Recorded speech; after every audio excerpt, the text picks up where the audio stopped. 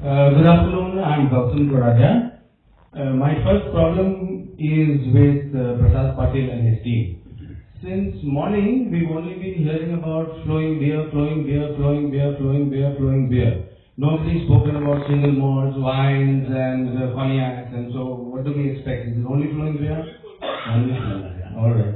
Okay, so getting more to a serious note, whatever I'm going to say and convey is not to undermine technology. Please be aware of this. We cannot live without technology. We cannot undermine technology, but we have to find a healthy balance between the man and the machine. Very healthy balance, and it's very easy. I want to specifically stay with cameras because that's what the first speaker also spoke of. And he spoke of something very interesting. He said, we are not willing to spend, and therefore we don't get the outcomes. My question is, if I'm willing to spend that money, will technology still give me those outcomes? And to that I want to bring the Dhaka incident because our earlier presentation was in Dhaka. Those 5 boys who were in the restaurant were not supposed to die. And I don't know how many of you know about this. 15 minutes before the attack,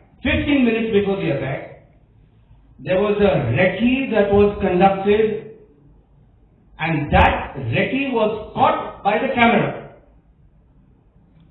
But unfortunately, nobody saw it, which is the bane of this problem, that we see CCTV video in whatever language that you call it, video surveillance, only when something goes wrong, or we see it when alerts are thrown up. Now, coming back to the Dhaka incident, who discovered the recce? It was too late. It was after a week that the police went around, looked at the cameras, put their minds to it and said, oh, this seems to be suspicious. When we took that video from their Facebook post and ran it through our software, we were able to find 2 more suspicious characters than the police did. So it's all about the human mind and human perception. Okay? So just remember one thing, that video surveillance by itself will never work. By itself. You may have the best cameras, and here we've got somebody from analytics, and we've got these gentlemen with the analytics, and they're all doing great jobs. And we've got some great camera companies here. But by themselves, in silo, it won't work.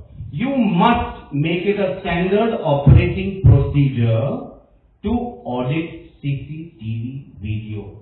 Just like we audit our books of accounts and we audit our business processes, we must audit CCTV daily.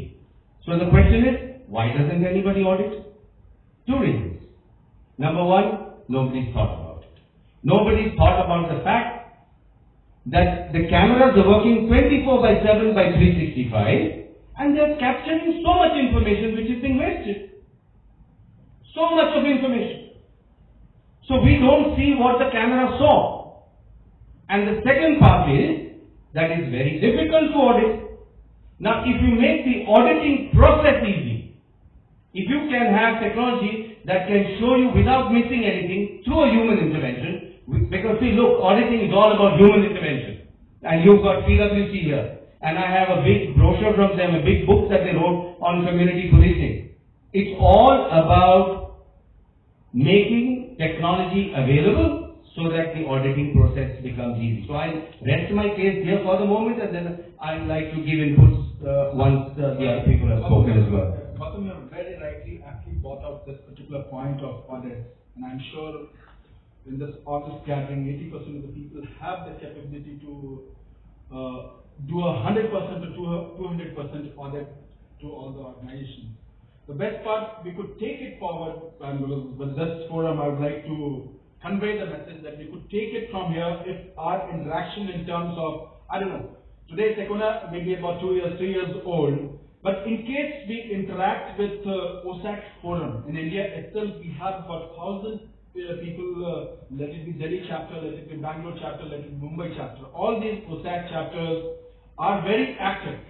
Since I'm from Bangalore, every month minimum we have one meeting, and it's not only Indian counterparts who represent and come to Bangalore, people from Southeast Asia, from European countries, they come and deliver talks. So how we can get along with the OSAC team members at least and represent our thought points in terms of